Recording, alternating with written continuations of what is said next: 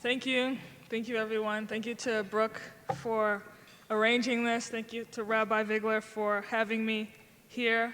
To echo Monica's comments, I am humbled and honored to be in your presence today. In 166 BCE, a farmer from Modin, carrying the surname Maccabee, bore witness to his land being uprooted and overcome by a foreign regime. He bore witness to the starvation of the children, how they were beaten and bruised, the mothers ravished, the fathers impaled. His people made a mockery. This farmer would take up arms, fight 100 battles, climb 100 mountains for his people and his namesake. When asked by the youth about the idea of liberty, he would become pensive and respond by saying, "You asked me about freedom, and with us that is somehow different than with others. For once we were slaves in Egypt." And so a farmer from Modin searched his heart and searched his soul and searched his might for all the freedom he could muster, and so too would his brothers. In 18th century Europe, a young Jewish boy would enter the city of Frankfurt through the only way where it was permitted, the cattle gate, where farm animals entered. Separate and segregated from the rest of the world, this little boy grew, and the government and the people whom he encountered would endlessly remind him of that separation, of that inequality. The so-called art commissioned by the mayor and the townspeople depicted Jewish people disparagingly as subhuman and unfit to live in civil society. Posters advertising his inferiority were prominently displayed on bridges, streets, and public roads.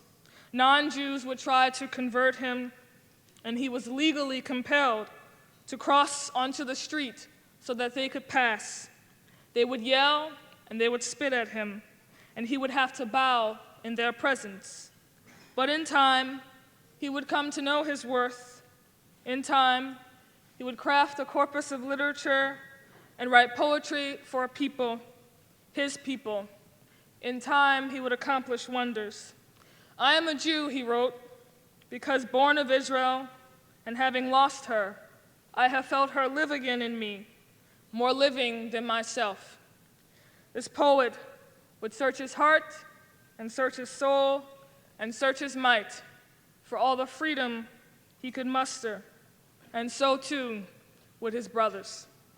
In 1894, a young Jewish journalist watched the horrors of Jew hatred unfold before his eyes. A soldier, wrongly convicted of treason, would be forced to spend 5 years in prison in a city in a French colony. This journalist covered both the trial and the riots that ensued.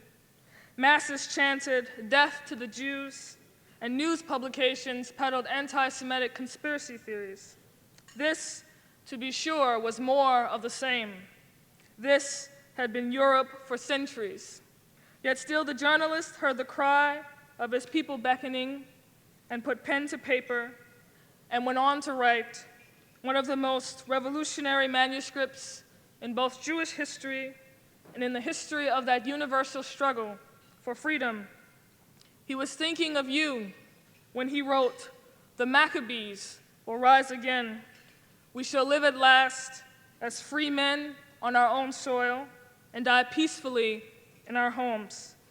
Let this be worthy of our past, the renown of which, though remote, is eternal." Herzl would search his heart and search his soul and search his might for all the freedom he could muster, and so too would his brothers. This constant summoning of one's inner strength, this will to power, this is the indelible signature of your heritage. This is the spirit of Israel. This is your greatest gift to mankind. It is your creed. As Lord Tennyson articulated, your destiny is to strive, to seek, to find, and not to yield. Even when the night is darkest, even when the dawn is distant, even when bodies burned and ashes fell out of the sky, even still, you turn courage into more than a cliche, into more than a collection of consonants and vowels collecting dust in the dictionaries of cowards. The uprising, the celebrated uprising from the depths of the ghetto was not a digression from the norm. It is a part of your time-honored traditions. It remains your legacy. This is spoken about in Leon Uris's book, Mila 18. A character says, "Who is left in the ghetto is the one man in 1,000 in any age, in any culture, who through some mysterious workings of force within his soul will stand in defiance against any master. He is that one human in 1,000 whose indomitable spirit will not bow. He is the one man in 1,000 whose indomitable spirit cannot bow. He is the one man in 1,000 who will not walk quietly. Watch out for him. We have pushed him to the wall." In 2014, 3 young Jews were brutally murdered.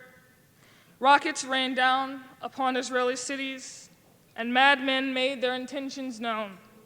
A ferocious and cruel government in Gaza pursued death, both of Jews and of their own. And so the call went out, the sirens rang, the troops assembled, no longer having the luxury of spending time at the beach or hanging with friends. Summer plans came to a halt and were replaced with military operations in which the youth guarded borders, dismantled the traps set for their family members and their friends, demolished terror tunnels that threatened their livelihood and their existence. It is indeed a crazy world we live in, for just as you were fighting for your lives overseas, many in the media did not understand your struggle for security and freedom, and instead cast aspersions.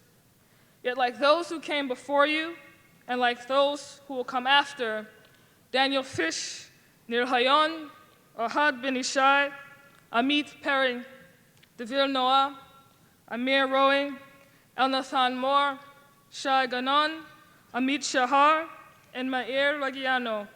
You searched your heart, you searched your soul, you searched your might for all the freedom you could muster. You have joined the ranks of those brothers who preceded you.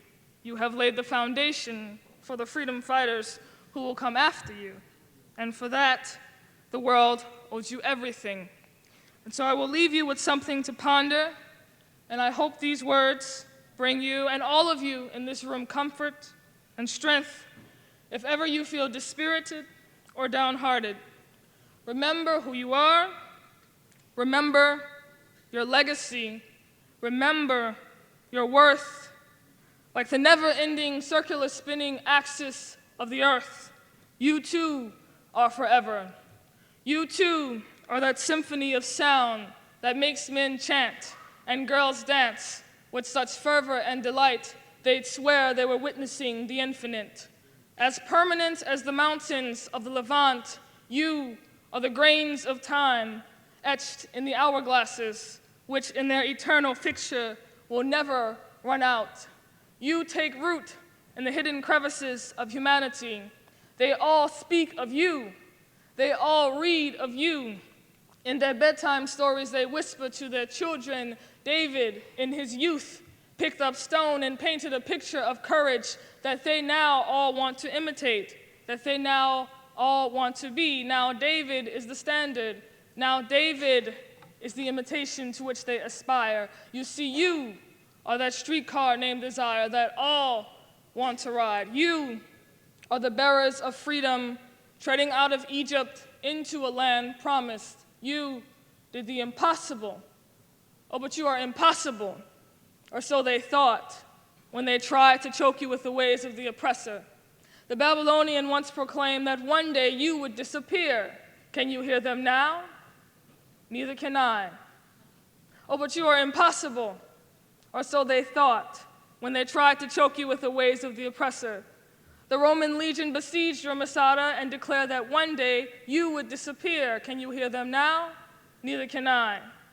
Oh, but you are impossible, or so they thought when they tried to choke you with the ways of the oppressor.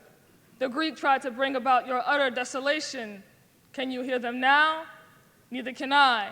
Neither can eyes nor ears explain your existence, so they simply sit back and say that you are impossible, but impossible is nothing, for after Egypt, after exile, after exile, after exile, after 6 million, you remain. You are the phoenix personified. You are the definition of rise, as enduring as rain and like the light that we all know will meet us at daybreak. You exist in the constant, and the constellations greet you as though you were their brothers, treading down the same course throughout the galaxy, which recognizes your brotherhood. Though falling stars and meteors shall occasionally make themselves your acquaintances by way of persecution and oppression, take comfort, rest in knowing that like the never-ending circular spinning axis of the earth, you too are forever. Thank you.